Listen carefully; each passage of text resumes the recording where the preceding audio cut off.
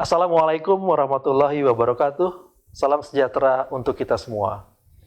Kami mengucapkan selamat datang kepada para pimpinan perusahaan tercatat, tamu undangan, serta Bapak dan Ibu investor dan calon investor dalam kegiatan Public Expose Live 2023. KSEI bersama dengan OJK, BEI, dan KPI mendukung penuh pelaksanaan Public Expose Live 2023 dalam rangka memperingati 46 tahun diaktifkannya kembali pasar modal Indonesia. Acara ini merupakan bentuk transparansi dan keterbukaan informasi perusahaan tercatat kepada Bapak Ibu hadirin sekalian. Pada acara ini, peserta dapat mendengarkan informasi terkini mengenai kinerja, perkembangan bisnis, kondisi keuangan, maupun rencana dari perusahaan tercatat. Tentunya kami berharap seluruh informasi yang disampaikan dapat menjadi salah satu dasar bagi investor untuk pengambilan keputusan berinvestasi, serta meningkatkan kepercayaan masyarakat untuk berinvestasi di pasar modal Indonesia. Sebagai bentuk perlindungan investor, KSEI telah menyediakan fasilitas akses KSEI yang dapat dimanfaatkan oleh investor untuk memantau portofolio investasinya. Fasilitas akses KSEI juga terhubung dengan sistem Easy KSEI, di mana investor dapat mengikuti rapat umum pemegang saham secara online. Semoga pengembangan infrastruktur yang kami sediakan ini bermanfaat bagi industri, khususnya bagi investor, dalam berinvestasi di pasar modal secara efektif dan efisien. Selamat mengikuti acara Public Expose Live 2023. Terima kasih. Wassalamualaikum warahmatullahi wabarakatuh. Ya, selamat siang Bapak dan Ibu sekalian. Assalamualaikum warahmatullahi wabarakatuh. Salam sejahtera untuk kita semua dan kami ucapkan terima kasih atas kehadiran Bapak dan Ibu dalam acara Public Expose Live 2023 dalam rangka 46 tahun diaktifkannya kembali pasar modal Indonesia. Perkenalkan, saya Prasetyo Wibowo yang akan memandu acara ini. Ya, pada sesi Public Expose Live kali ini akan diisi oleh PT Matahari Department Store Tbk atau dikenal dengan kode perdagangan LPPF. Bapak dan Ibu, PT Matahari Department Store Tbk telah tercatat di Bursa Efek Indonesia sejak 9 Oktober 1989 dan bergerak di bidang usaha utama perdagangan retail sehingga perseroan masuk ke dalam sektor barang konsumen non-primer. Dan berikutnya kita akan simak terlebih dahulu video company profile dari perseroan.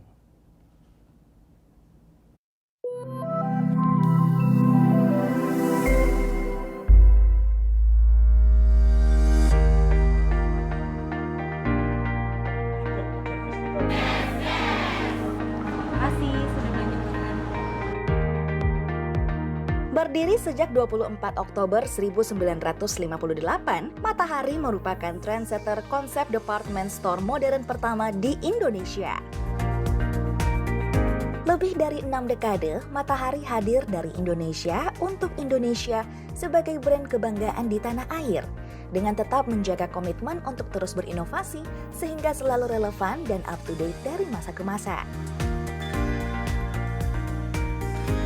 Saat ini, Matahari telah mengoperasikan lebih dari 150 gerai offline dari Aceh hingga Papua. Ini semua berkat dukungan dari seluruh elemen Matahari yang sangat tanggap terhadap perubahan bisnis yang terjadi serta selalu memprioritaskan kebutuhan dan kepuasan pelanggan. Manajemen Matahari yang profesional selalu sigap mengambil langkah strategis untuk terus berkembang dan menjadi market leader di dalam dunia retail.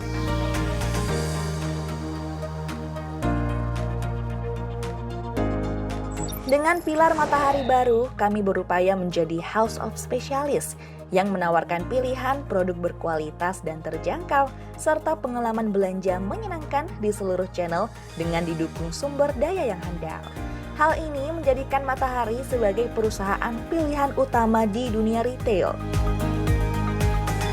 Matahari juga menjadi bagian penting dalam perekonomian Indonesia dengan memperkerjakan lebih dari 30.000 pekerja dan memberikan impact terhadap lebih dari 1 juta orang di Indonesia. Lalu, apa yang membuat kami bahagia dan bangga menjadi bagian dari keluarga besar Matahari?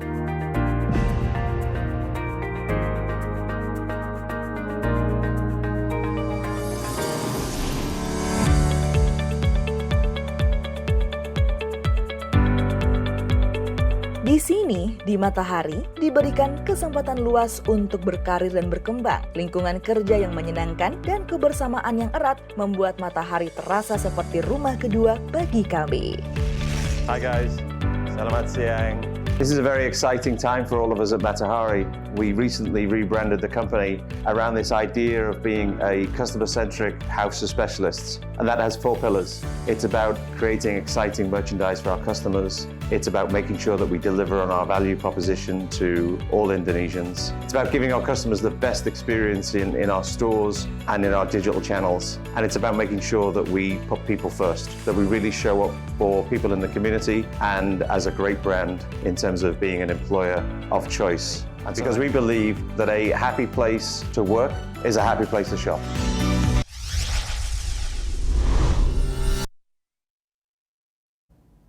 Baik, Bapak dan Ibu, perlu kami ingatkan juga bahwa peserta Public Expose Live dilarang untuk merekam dan menyebarluaskan sesi Public Expose ini tanpa izin resmi dari Bursa Efek Indonesia.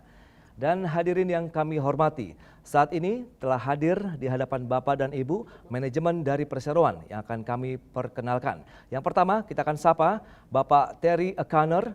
Beliau adalah Wakil Presiden Direktur PT Matahari Department Store Tbk. Selamat siang, Pak Terry. Good afternoon, everyone. Baik, berikutnya Bapak Niraj Jain. Beliau adalah Direktur PT Matahari Department Store Tbk. Selamat siang, Pak Niraj. Selamat siang semua. Berikutnya Ibu Rachel Stack, Direktur PT Matahari Department Store Tbk. Selamat siang, Ibu Rachel. Selamat siang.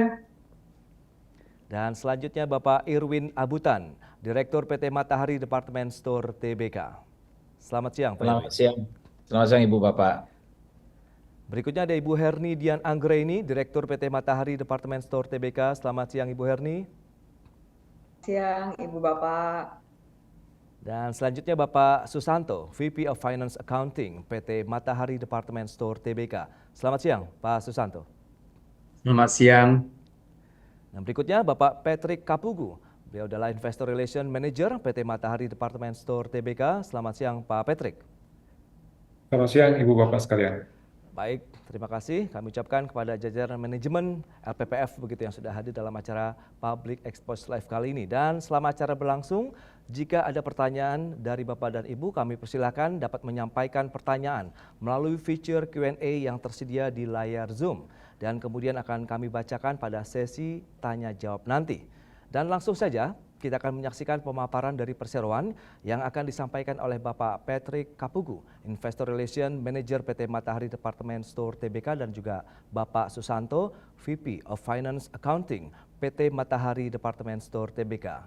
Waktu dan tempat kami persilahkan.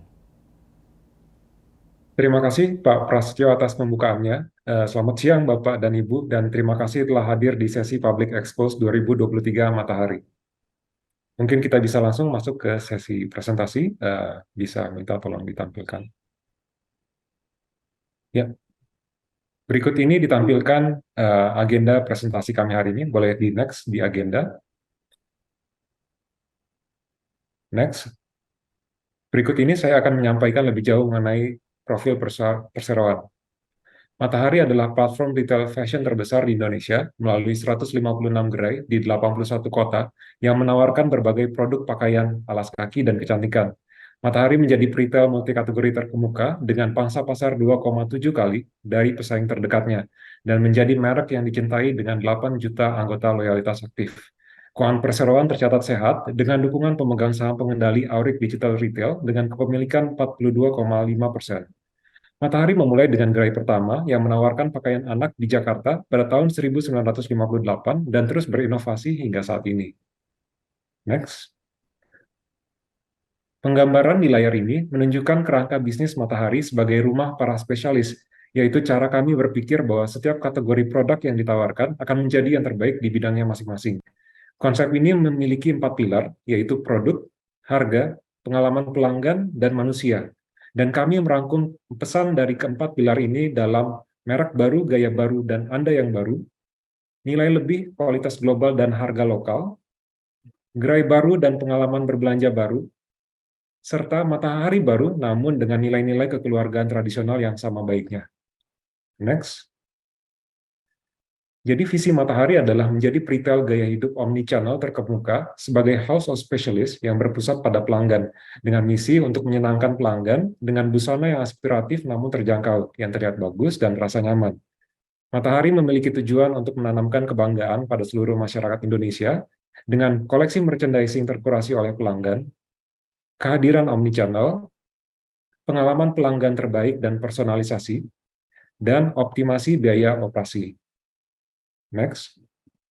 Berikut ini saya akan menyampaikan sedikit perkembangan terkini perseroan. Next. Berikut ini adalah ringkasan eksekutifnya.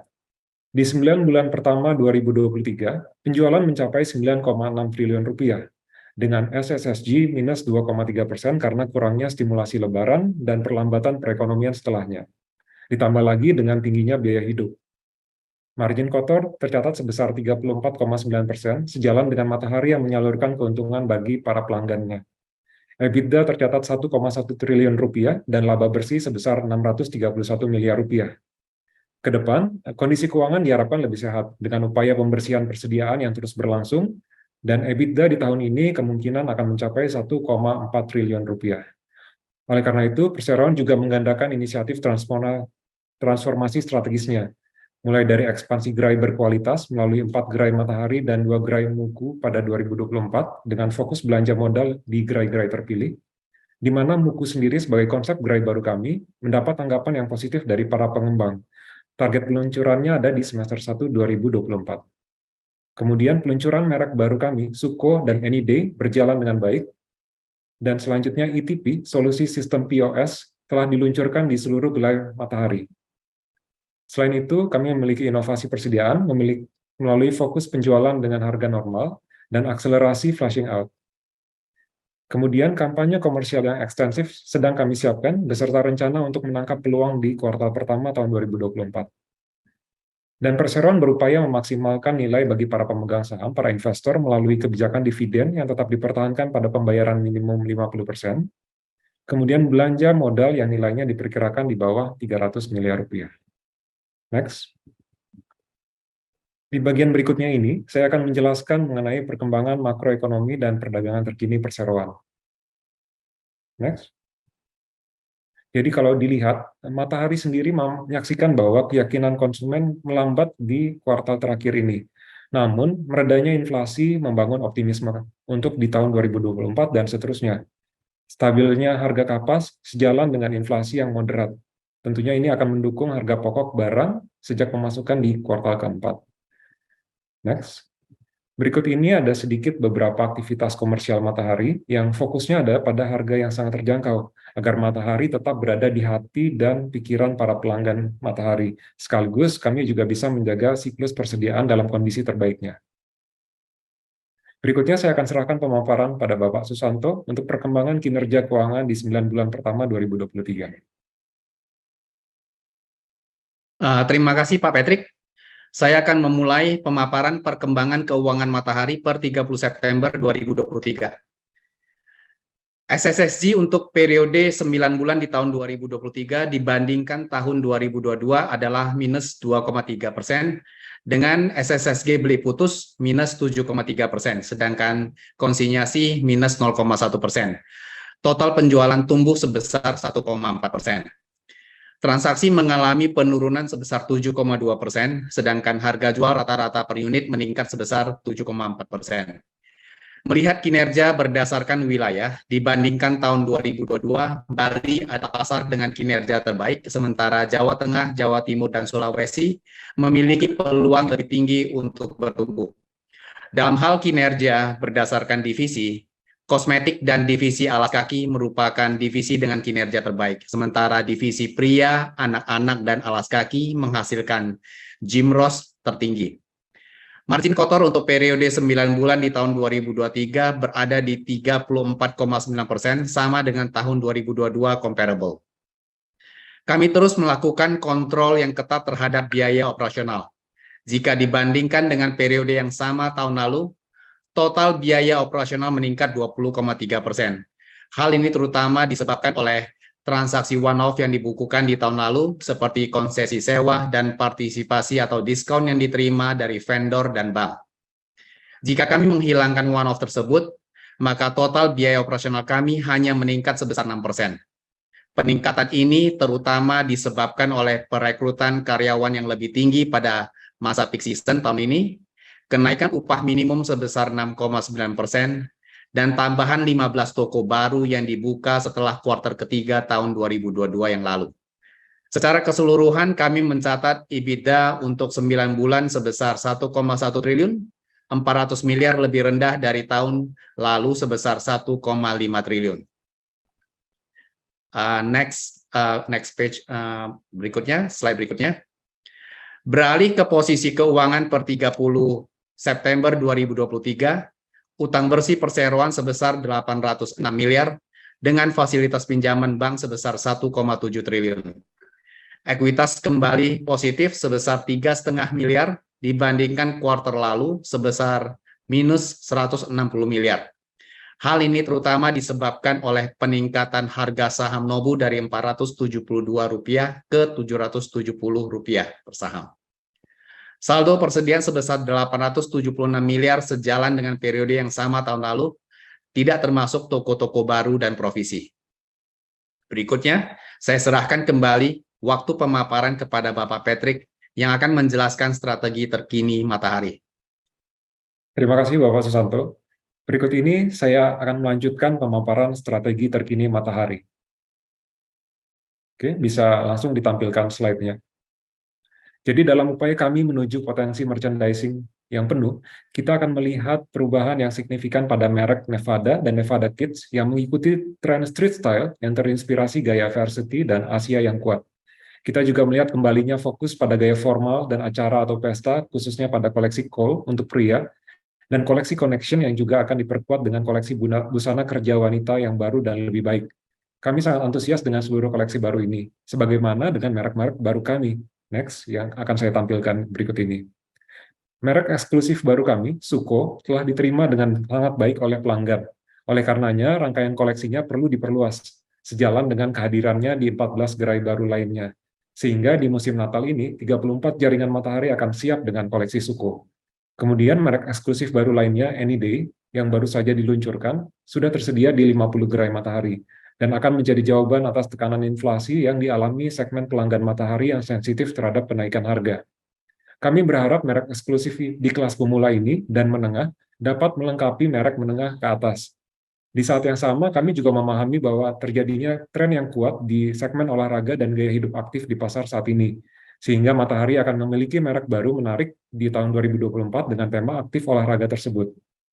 Merek ini akan menjadi merek terjangkau, moderat, dan nyaman untuk berjalan dan gaya olahraga. Next. Dalam strategi optimasi jaringan gerai, kami mengidentifikasi 29 gerai-gerai yang masih berada dalam kondisi terdampak COVID-19 karena rendahnya tingkat okupansi mal. Dengan 21 gerai diantaranya memiliki EBITDA di bawah 5% dan 23 gerai lainnya mencatat SSSG di bawah 10%.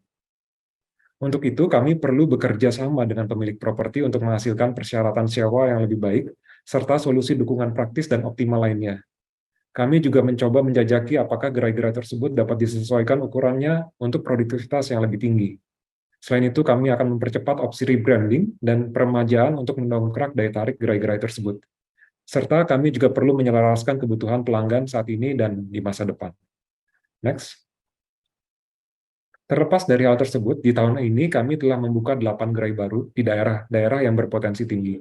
Kami menargetkan pembukaan 6 gerai baru di 2024 dengan ukuran rata-rata 5.500 meter persegi. Kami memiliki 15 gerai yang sudah diperbarui. Dampak sebelum dan sesudahnya jika dilihat, itu sangat kuat untuk merek kami, pengalaman pelanggan maupun produktivitas dari gerai tersebut. Next. Berikut ini saya akan sedikit menampilkan mengenai konsep gerai terbaru perseroan, yaitu Mu & Ku, yang telah dipresentasikan kepada para pengembang sasaran dan diterima dengan sangat baik. Muku adalah gerai multimerek yang terkurasi dengan tampilan yang sangat berbeda dengan department store tradisional lainnya. Targetnya adalah kaum milenial, profesional, dan keluarga muda dengan rentang usia antara 20 hingga 45 tahun di segmen konsumen berpenghasilan menengah. Kami telah memiliki sejumlah nama merek internasional dan merek berkembang yang akan bergabung di gerai ini. Dan kami akan memastikan format ini hadir di lokasi berkualitas tinggi. Next. Dalam hal ekspansi omnichannel, peta jalan teknologi yang sedang disiapkan nantinya akan memungkinkan pesanan pelanggan akan produk konsinyasi dapat dipenuhi dari gerai-gerai terdekat. Kami memahami bahwa pemenuhan pesanan dari gerai ini akan menjadi keunggulan bagi kami dan menguntungkan bagi mitra konsinyasi kami. Kami pun sudah mendapatkan bukti dari pemenuhan pesanan produk merek eksklusif kami sendiri. Sekitar 50% pesanan atas merek eksklusif kami sudah dipenuhi dari 37 gerai di 30 kota. Dan oleh karenanya, kami juga telah menyiapkan order management system. Demi menyiapkan masa depan yang terdigitalisasi, kita akan membutuhkan ekosistem yang lebih baik di seluruh perangkat. Untuk itu, kami telah meningkatkan aplikasi kami sendiri pada kuartal ketiga kemarin dan mencapai 332.000 lebih app downloads, yang menyumbang 21% basis pelanggan yang mencapai 1,6 juta. Aplikasi kami sekarang sudah lebih baik dan ramah pengguna, yang memungkinkan kami bisa melayani beberapa platform melalui sumber persediaan yang sama. Setelah meluncurkan kembali Tokopedia dan merekonstruksi sejumlah aktivitas, kehadiran di 4 platform marketplace telah menghasilkan pertumbuhan yang kuat. Kami juga mencoba mengejar hiperlokalisasi di masa depan demi mendorong gerai fisik kami bisa menjadi aset bisnis digital. Pelanggan menyukai pengalaman yang lebih baik tentunya yang tercermin dalam Net Promoter Score yang lebih tinggi sekarang. Next. Di aktivitas di daerah loyalty dan personalisasi, ini juga berjalan baik. Kami memperoleh feedback yang baik dari pelanggan melalui Net Promoter Score yang mencapai 77, dengan basis anggota aktif baru saja sudah melampaui 8 juta orang. Oleh karena itu, kami meninjau persona pelanggan dan segmentasi pelanggan kami, dan bagaimana kami bisa memanfaatkannya terutama untuk musim-musim yang penting yang akan datang. Anggota program loyalitas saat ini sudah menyumbang 78% penjualan dari Matahari. Kami meyakini adanya peluang baru nantinya bagi kami untuk memberikan proposisi yang lebih terkurasi dan disesuaikan dengan kebutuhan pelanggan, demi tujuan untuk promosi dan monetisasi. Next. Dalam inisiatif keunggulan operasional, peningkatan tata letak, visual merchandising, dan pengalaman pelanggan di gerai menjadi fokus untuk memastikan kami memiliki persediaan yang bersih di saat kami mengakhiri periode ini. Kami melihat kemampuan gerai semakin baik dengan papan informasi serta petunjuk arah yang juga lebih jelas. Instalasi gerai yang kreatif dan momen Instagramable kami tampilkan di gerai dengan cara yang berbeda dan unik. Ekspansi di luar gerai, seperti di Pekan Raya Jakarta, bazar, live streaming, dan dukungan dari key opinion leader serta influencers membantu kami dapat menjaga merek kami, Matahari, dapat selalu diingat dalam lingkungan yang sekarang relatif lesu. Next. Kami juga terus berfokus pada kontribusi kami pada lingkungan dan komunitas. Kami telah memperluas inisiatif daur ulang kami. Kami pun telah memperluas kegiatan sosial yang tidak hanya pada renovasi perpustakaan sekolah, tapi juga melalui bantuan pakaian dan alas kaki untuk peserta didik yang kurang mampu.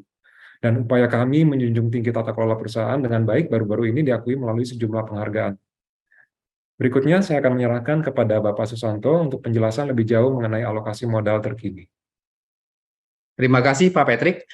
Saya akan menjelaskan perkembangan alokasi modal terkini. Next.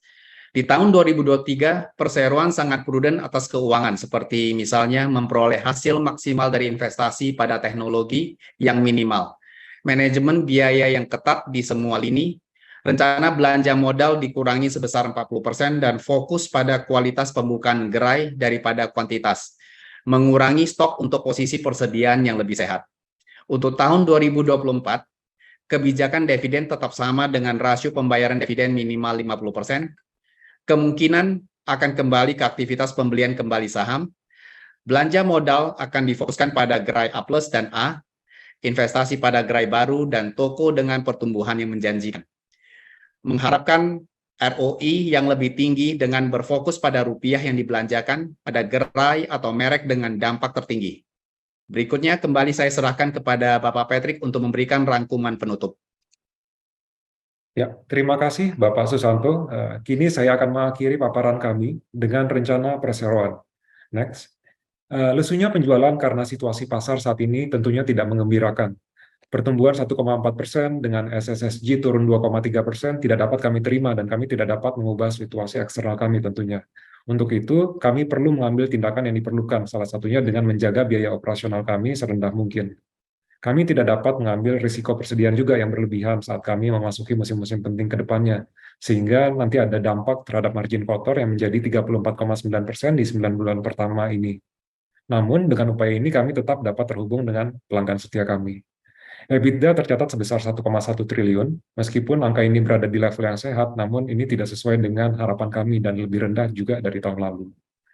Teknologi telah diimplementasikan yang memungkinkan pemenuhan dari gerai dan visibilitas persediaan produk konsinyasi demi memenuhi kebutuhan pelanggan kami juga sudah disiapkan. Untuk itu, kami menyiapkan beberapa aksi segera yang sedang berjalan. Kami telah menyiapkan kampanye yang menarik untuk Natal, Imlek, dan Lebaran yang lebih baik untuk menangkap daya beli yang lebih tinggi nantinya. Selain itu, inflasi yang telah melandai dan tercermin dalam harga pokok pembelian kami, ini juga sangat membantu kami. Dengan ini kami akan berada dalam posisi yang lebih kompetitif. Peluncuran Suko akan dipercepat secara progresif bagi konsumen menengah ke atas. Pada saat yang sama, AnyDay pun telah diluncurkan untuk membantu pelanggan-pelanggan kami yang sensitif terhadap harga, terkait dengan tekanan inflasi, naiknya harga bahan bakar, dan berkurangnya insentif terkait pandemi COVID-19. Inovasi persediaan juga sedang berlangsung. Kami sekarang fokus pada pemasukan di musim-musim utama dan menjual dengan harga yang normal. Kami juga akan mempercepat pengurangan persediaan yang sudah lama. Dalam jangka menengah, kami akan lebih fokus pada pembukaan gerai-gerai berkualitas dengan dampak tinggi yang diukur melalui tingkat pengembalian gerai tersebut. Muenku disambut juga dengan baik oleh para pengembang.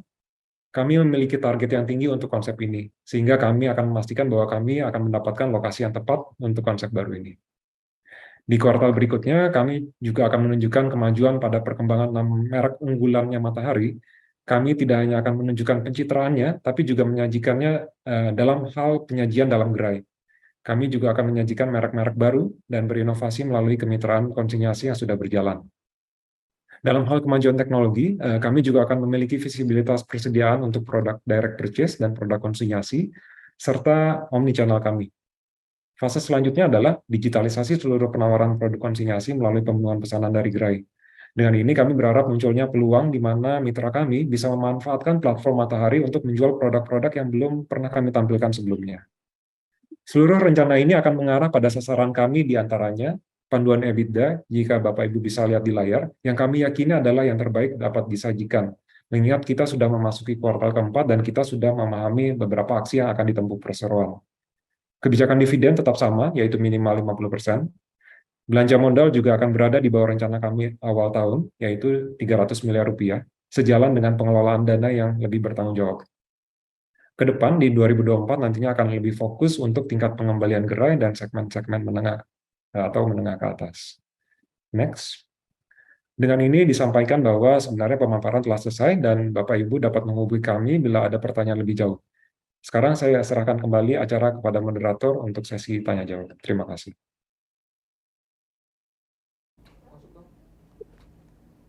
Ya, kami ucapkan terima kasih kepada manajemen perseroan yang telah memberikan pemaparan yang sudah disampaikan juga kepada publik. Dan saat ini kita akan memasuki sesi tanya jawab dan nampaknya sudah ada banyak sekali pertanyaan yang masuk begitu yang akan diajukan kepada manajemen. Baik, kita ke pertanyaan pertama ini.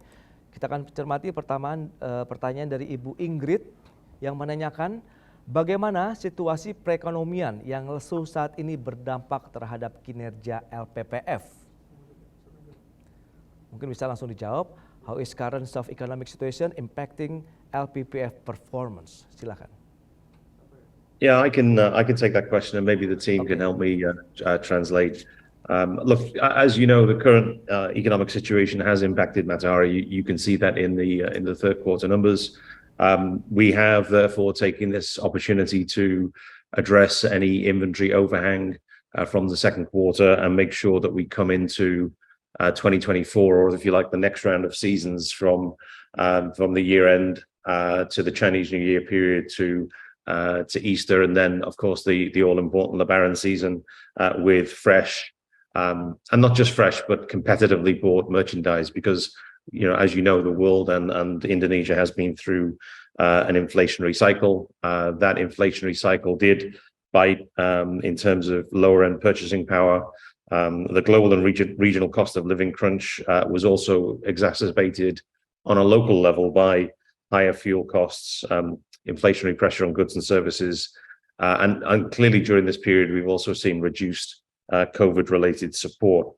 Now we do very much expect this to ease, and you can see the inflation rate has been subsiding already. Clearly, there will be continued wage recovery, and that's going through the motions at the moment. And we're also seeing micro lending pressures start to run off as well. And if you couple that with our own internal initiatives to provide value to our shoppers through this kind of short-term pricing initiative, so you get a double banker on the future in terms of you're flushing out inventory to allow you to bring in better inventories, which is more competitive, and at the same time you're staying connected to your customers through this sort of short-term pricing support. We have a flow of new merchandising initiatives which are aimed at not just improving the brand portfolio and improving the value proposition, but also helping the consumer that might be a little bit squeezed in terms of purchasing power as well, such as our Any Day collection, for example.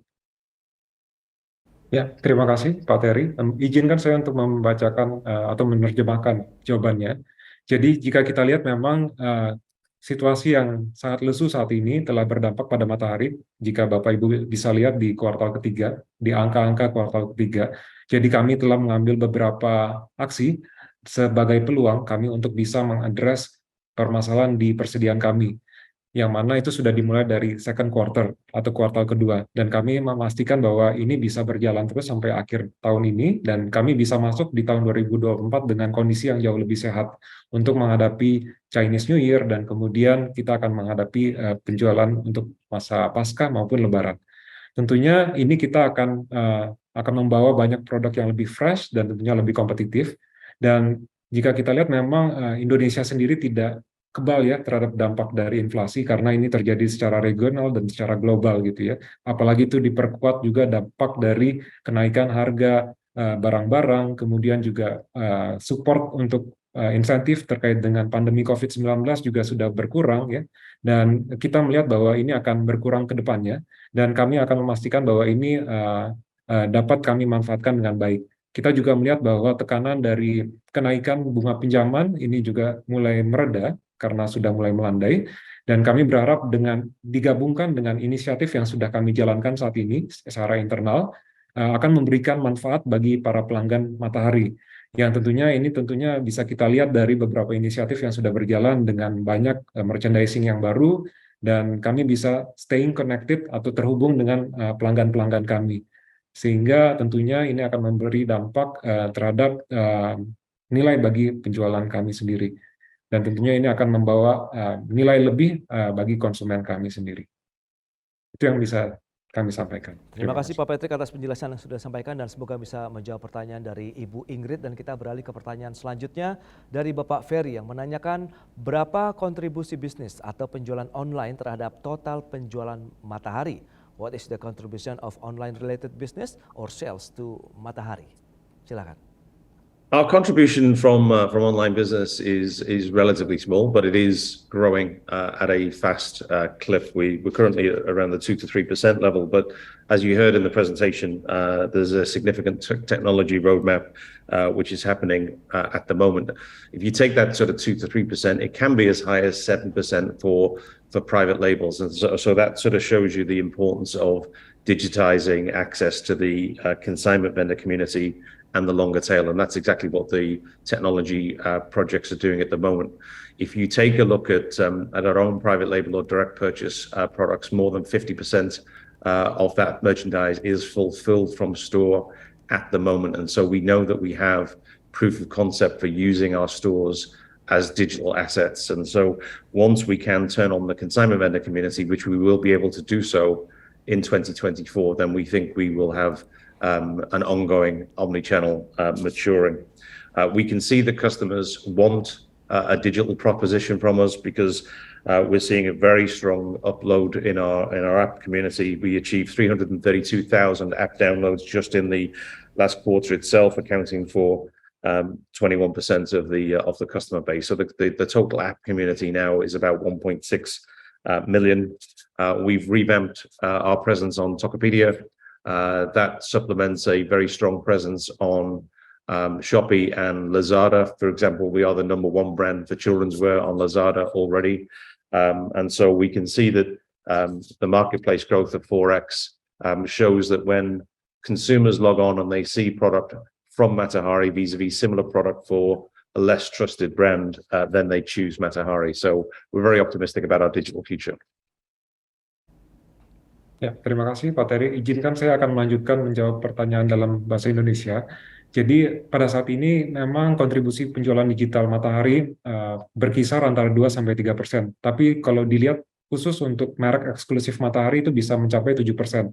Dan kalau dilihat ya bahwa sebenarnya roadmap dari teknologi sedang berlangsung dan ini akan membuka akses bagi komunitas mitra konsinyasi Matahari. Dan tentunya ini akan berdampak lebih lanjut ke depannya. Bagaimana proyek teknologi yang sedang dijalankan ini bisa memberikan manfaat bagi para mitra kami. Jika kalau dilihat, kita sudah melihat buktinya, seperti dipaparkan bahwa sekitar 50% dari pesanan untuk private label kami sudah dipenuhi dari gerai terdekat. Jadi ini tentunya akan memberi manfaat bagi para mitra konsinyasi kami juga ke depannya. Dan kemudian kalau kita lihat bahwa kita tentunya harus melakukan perkembangan proposisi digital kami. Jadi kami sudah memperbaharui app kami dan kami sudah mencapai 332.000 app downloads di kuartal terakhir ini dan itu sudah berkontribusi kurang lebih pada 21% dari basis customer-nya digital. Jadi kalau dilihat bahwa total app community ini sudah mencapai 1,6 juta. Kami juga sudah memperbaiki atau memperbaharui kehadiran kami di Tokopedia dan kami juga memiliki kehadiran yang kuat di Shopee dan Lazada. Jadi kalau dilihat sebenarnya di toko official Matahari di Shopee dan Lazada sudah mencapai peringkat nomor satu untuk kategori children's wear. Dan kemudian kami akan tentunya melihat adanya pertumbuhan 4 kali ya di beberapa platform tersebut. Dan ini menunjukkan bagaimana konsumen sangat suka akan produk Matahari gitu ya dibandingkan dengan less trusted atau brand-brand lain yang kurang dipahami seperti itu. Kurang lebih itu yang bisa kami sampaikan. Terima kasih. Baik, Pak Patrick, demikian untuk Bapak Ferry dan selanjutnya kita ke Bapak Andi yang menanyakan, bisakah Matahari memberikan update kinerja toko yang telah direnovasi dan berapa targetnya pada akhir tahun ini dan juga tahun depan? Can you provide an update of refurbished stores and how many are targeted by year end and next year? Maybe I can answer this. So far we have done 15 stores which have been refurbished, and the area that have been refurbished is like as part of refurbishment, we have also changed the frontage of the stores. We have put in better lightings, and we are seeing much better performance in these stores versus rest of our estate. For next year, 2024, so far we are looking at around 22 odd stores, but we have still not finalized our budget, so these are all tentative numbers. Ya, terima kasih Pak Niraj. Izinkan saya untuk menjawab pertanyaan dalam bahasa Indonesia. Jadi kita sudah melakukan refurbishment atau renovasi di 15 gerai, yang kalau kita lihat itu adalah rencana kami yang sudah dijalankan. Kami juga sudah mengupdate tampilan area depan dari gerai kami dan kami menghadirkan pencahayaan yang lebih baik sehingga meningkatkan kinerja dari gerai-gerai tersebut dibandingkan gerai-gerai lainnya. Dan kemudian kita melihat di tahun 2024 kita akan merenovasi sekitar 22 store lagi dan ini akan difinalisasi dalam budget yang kami sedang siapkan saat ini. Baik Pak Patrick, semoga bisa menjawab juga dari 3 pertanyaan yang sudah diajukan dan ada lagi pertanyaan dari Bapak Taufik, investor retail begitu ya, ini untuk manajemen perseroan lainnya. Mungkin yang pertama ada 3 pertanyaan yang ditanyakan. Saya lihat di store-store Matahari, campaign untuk momen Natal dan Tahun Baru sudah dimulai. Walaupun masih terlalu awal, apakah bisa diupdate? Bagaimana hasilnya hingga saat ini? Kemudian apakah sudah mulai ada kenaikan traffic atau masih biasa saja? Pertanyaan berikutnya, apa tantangan utama Matahari hingga tahun 2024 mendatang? Kompetisi, daya beli, dan lainnya begitu. Dan bagaimana upaya untuk mengantisipasinya? Pertanyaan ketiga, bagaimana kelanjutan dari Project Sunrise? Apakah masih on the track ini? Pak Patrick, silakan. Yes, maybe if I can translate into in English. So the question is coming from Taufik from retail investors. So I've seen from your Matahari stores, campaign for Christmas and New Year has been started.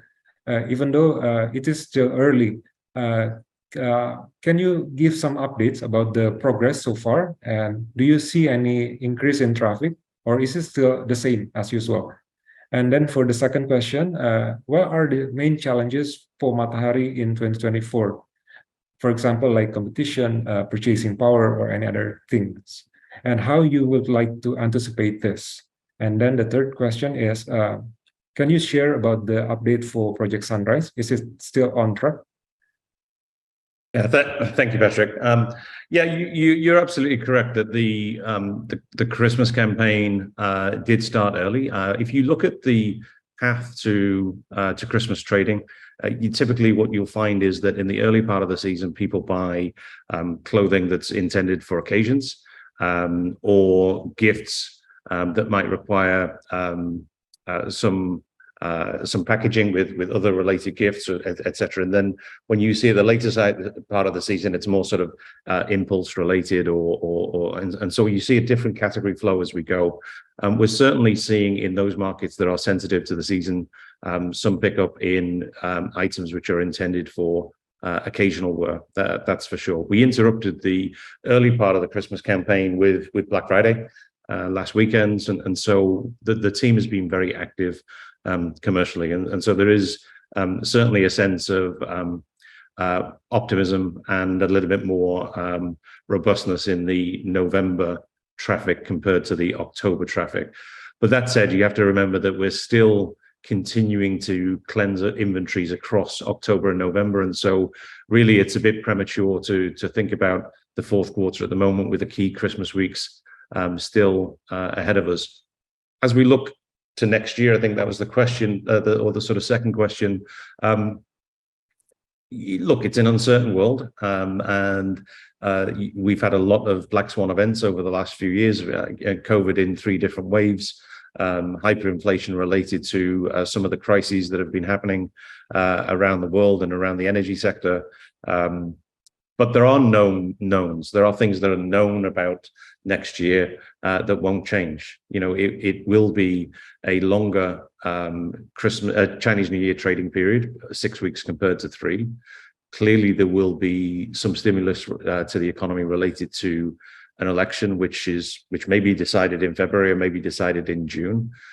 From a business perspective, it may be better if it's decided in June, as long as things run smoothly, because that keeps that sort of sustained election-related spending, which is good for the consumer sector. We've got a profile to Lebaran, which is more favorable, related to the days from February payday to the start of Ramadan, and to the positioning of Easter and how that relates to the timing of when people get paid.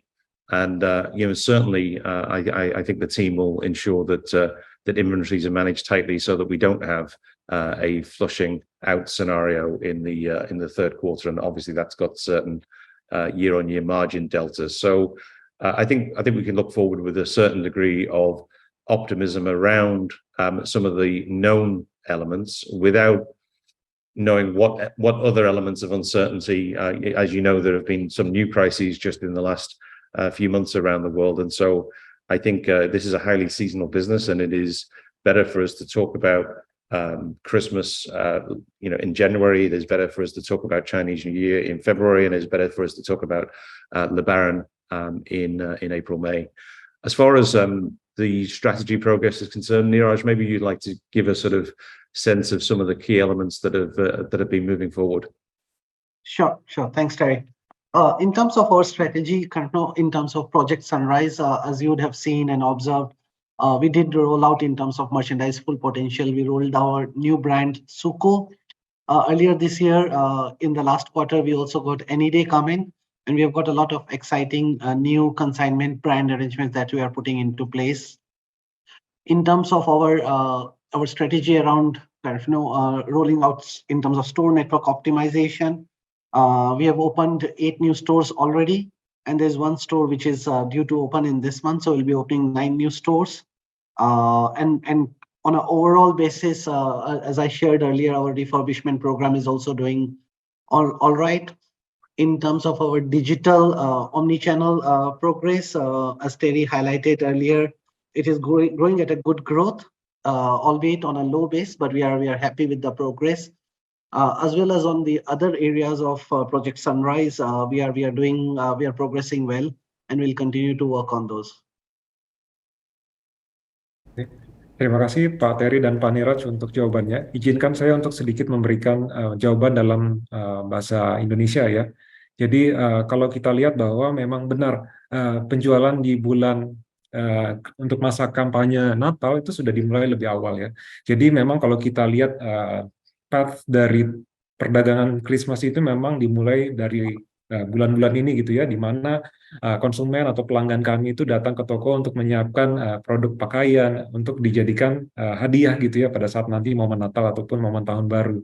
Yang tentunya itu akan membutuhkan packaging, kemudian membutuhkan wrapping gitu ya, sehingga dipersiapkan lebih awal. Dan kemudian menjelang pada saat momen Natal atau Tahun Baru tersebut memang itu akan lebih banyak terkait dengan impulse buying ya. Jadi bagaimana kebutuhan dari konsumen yang tiba-tiba muncul menjelang momen-momen tersebut. Jadi memang kalau kita lihat di bulan-bulan ini kita melihat adanya peningkatan dari hal traffic gitu ya di bulan Oktober dan November. Tapi tentunya kita perlu ingat bahwa memang kita sedang menjalankan cleansing untuk inventories. Jadi memang kita masih a bit prematur ya kalau kita mau menentukan apakah mengenai optimisme. Kita memang optimis, tapi kita harus melihat dulu sampai kuartal keempat ini berakhir.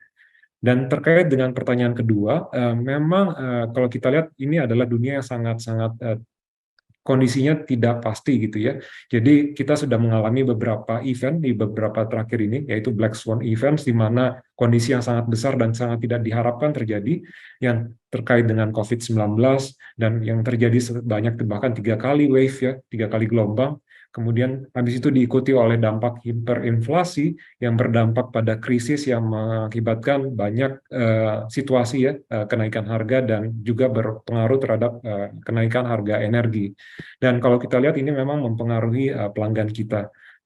Dan kemudian kita lihat juga bahwa sebenarnya ada beberapa hal lainnya terkait dengan kondisi perdagangan Christmas, kemudian perdagangan Imlek gitu ya, yang akan lebih panjang. Dan ini tentunya akan banyak kondisi yang memberikan stimulus bagi retail seperti kami. Begitu pula nanti akan ada dampak dari masa pemilu gitu ya, di mana kita akan menerima likuiditas yang lebih tinggi, dan itu bisa saja berlanjut sampai bulan Juni.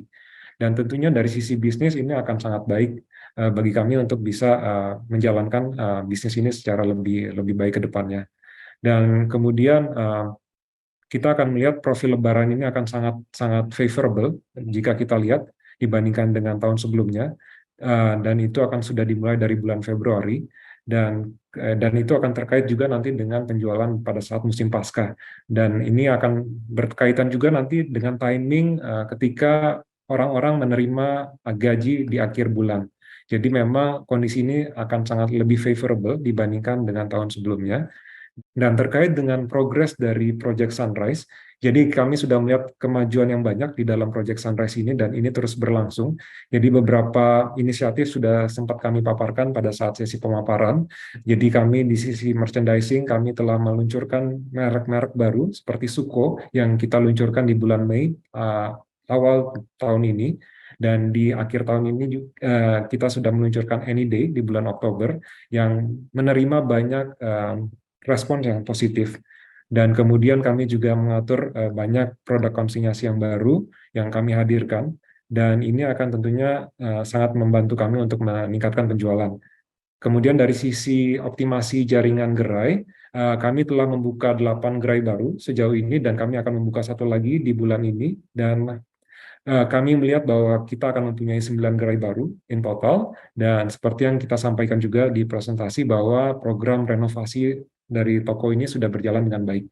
Dan kemudian dari sisi aktivitas di omnichannel digital ini juga sudah berlangsung dengan baik, seperti yang tadi sudah beberapa kali dipaparkan.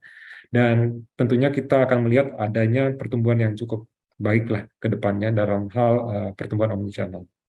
Dan kami akan terus melanjutkan inisiatif-inisiatif untuk Project Sunrise lainnya sampai ke depan dan akan kami update secara berkala.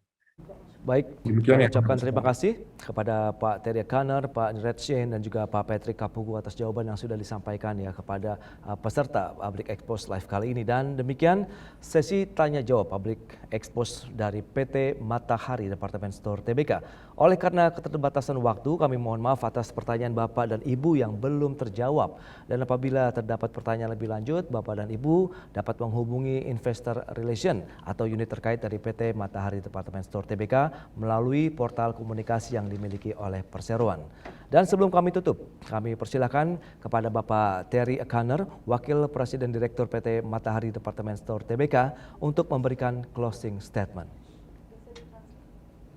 Just to thank everybody here for joining us today. I believe there are 159 participants on the call, and that's a fantastic turnout and interest in Matahari. As we look forward to the key Christmas weeks, we are working very hard to make sure that we optimize the current quarter. As we look towards next year, we'll try to make sure that the team capitalizes on all of the structural things that are potentially favorable for the consumer industry, and to show shareholders the best of the talents that we have here at Matahari. And we will continue over multiple years to look to execute Project Sunrise in the best possible way across fabulous merchandise, across great value propositions, and increased customer experience in our stores and across our channels. And of course, something that we hold very dearly, which is to be the best retail employer in Indonesia. So thank you for joining us, and we look forward to further engagement with the team in the future. Terima kasih. Baik. Terima kasih Bapak Terry Kanner atas closing statement yang sudah disampaikan. Dan hadirin yang kami hormati, usai sudah paparan publik yang disampaikan oleh PT Matahari Department Store TBK, mari kita berikan aplaus kepada para penyaji dari perseroan. Baik, sebagai informasi terakhir, tayangan Public Expose PT Matahari Department Store TBK ini dapat juga disaksikan kembali di YouTube Indonesia Stock Exchange. Dan atas nama penyelenggara, kami ucapkan terima kasih kepada Bapak dan Ibu manajemen dari PT Matahari Department Store TBK, juga kepada seluruh peserta yang sudah hadir dalam acara ini. Sampai jumpa pada acara Public Expose Live berikutnya. Aku investor saham, maju terus pasar modal Indonesia.